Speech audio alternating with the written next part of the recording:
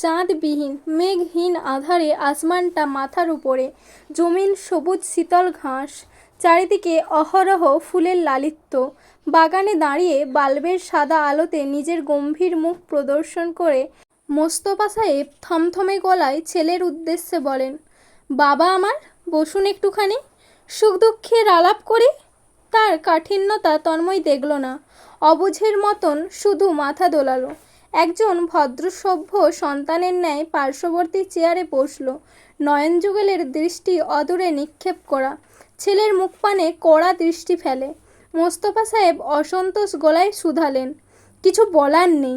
তন্ময় নির্বোধ সাজল।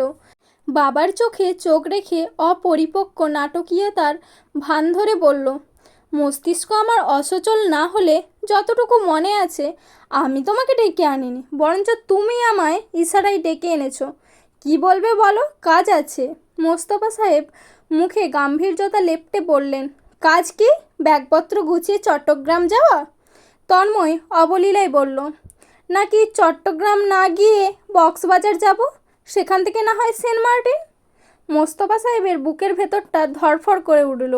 উচ্চকণ্ঠের ধমকের সুরে ডেকে উঠল, তন্ময়! তন্ময় নিজ মনে জিহা কামড়ালো, বেশি হয়ে গেল। সে তো লেকপুল করছিল মাত্র। এতটা সিরিয়াস হলে হয়? নদীতে নৌকা ঘোরানোর মতো নিজের কথার ধরন ঘুরিয়ে ফেলল।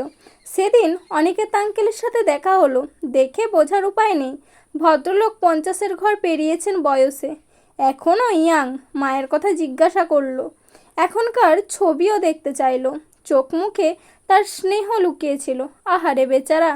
মোস্তফা সাহেবের মস্তিষ্ক ছেলের অদেখা দাঁড়ির টানেতে চলল, ভুলে বসলো পূর্বের চিন্তা ভাবনা, তর্ক বিতর্কতা।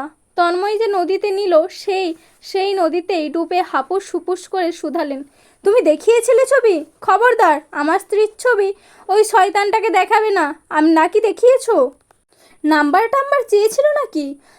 হারামজাদা ফিরল কবে প্যারিস থেকে? ফিরেই অন্যের স্ত্রীর ভালো মন্দ জানতে চলে এসেছে, নির্লজ্জ। তন্ময় আতঙ্কের ভান ধরে চমকিত গলায় বলল, আমি তোর মায়ের নাম্বার দিয়ে দিয়েছি। মোস্তফা সাহেব এক লাফে দাঁড়িয়ে পড়লেন, আঙুল তুলে ছেলেকে শাসালেন, আর 1 মিনিট অপচয় না করে তড়িৎ পায়ে ছুটলেন বাড়ির ভেতরে।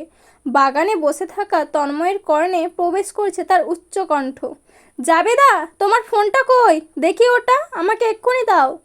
তন্ময় দু চোখের পাতা বুজে কপালে ডান হাত চেপে শব্দহীন হাসল। হাসির তালে কাঁপল বুক। একচোট হেসে চোখ মেলে তাকাতেই অপ্রস্তুত হলো, হাসিটুকু আলগোছে গিলে নিল। সম্মুখে বিচলিত চমকিত আগ্রহের সপ্তমে চড়ে বসা অরু দাঁড়িয়ে। কখন এলো মেয়েটা? অরু বড় বড় চোখে চেয়ে শুধালো, এই মাত্র। আপনি কি হাসছিলেন তন্ময় ভাই? আমি কি যথার্থ দেখেছি? আমার এই চোখ ভুল দেখেনি তো? কেমন মনে হচ্ছে আমার সামনে হুবহু আপনার মতন দেখতে একজন জিন বসে। তন্ময় তো প্রায়শই হাসে, ও কি দেখে না? এমন আশ্চর্য হবার মতো বিষয় কি এটা?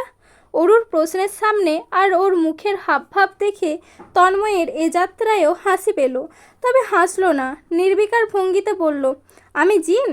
অরু ফ্যালফ্যাল চোখে চেয়ে বলল, জিনের বয়স কত? নিশ্চয়ই তন্ময় ভাইয়ের থেকেও বেশি।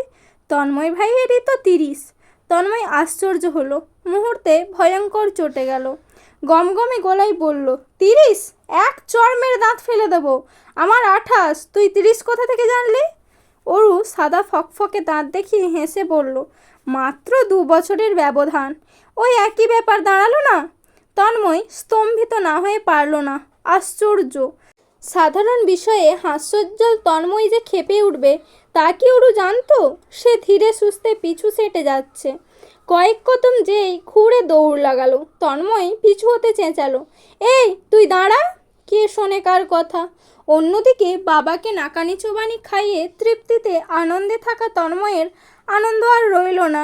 থমথমে হয়ে এলো মুখমণ্ডল, হৃদয় কুঁচকে ফেলল, চোখ মুখে আধার নামিয়ে বিড়বিড়িয়ে উঠল, আমার বয়স ওর বেশি মনে হচ্ছে।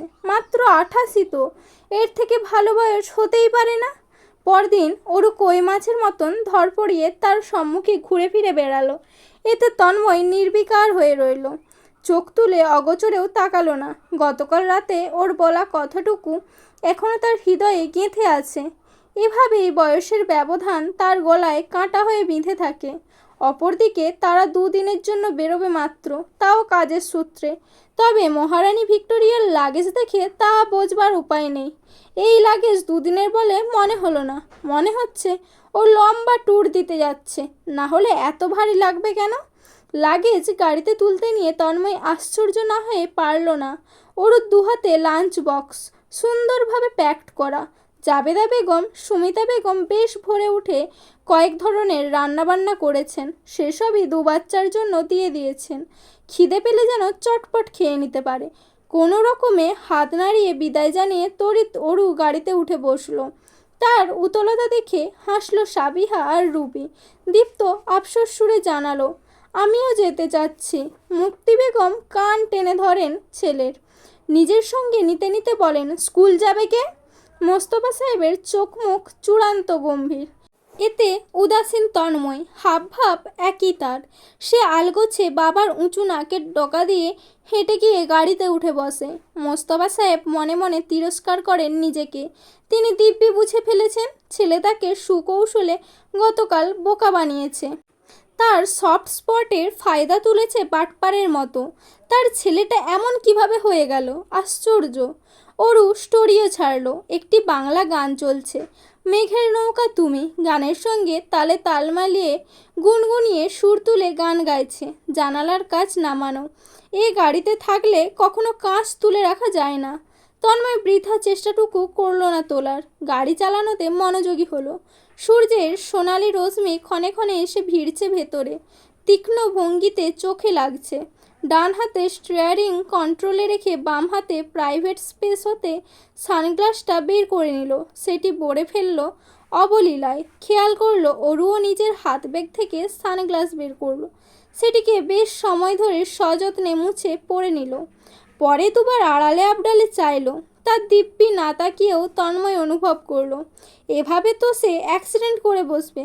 সে কি ভুল করলো গাড়ি এনে? প্লেনের টিকিট কাটলে বুঝি ভালো হতো। চেয়েও তো মস্তিষ্ক পরিপূর্ণরূপে রাস্তায় থাকছে না।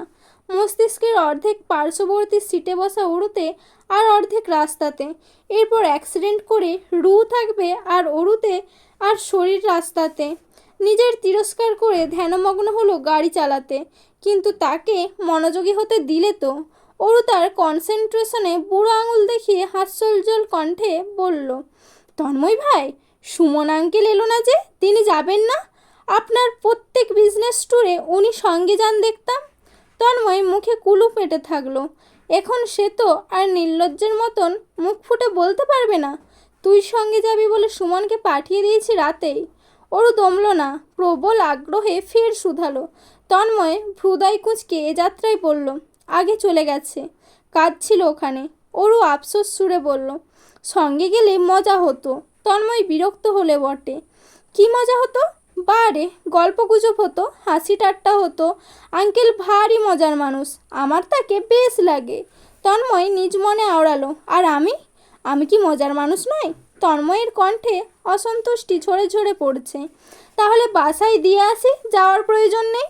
ওরও অবাকের চূড়ান্তে। সে তো কথাবার্তা চালানোর সামান্য প্রচেষ্টা চালাচ্ছে, নিজে তো কথাবার্তা বলছেই না, গুরুগম্ভীর মুখে বসে। অরু প্রথমে আগ বাড়িয়েছে, তাতেও পানি ঢালছে।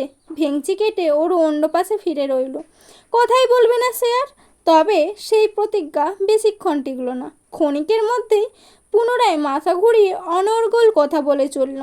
একদণ্ড কথা না বলে থাকতে পারে না। পাশে নিজের মানুষ থাকলে তো প্রশ্নই ওঠে না।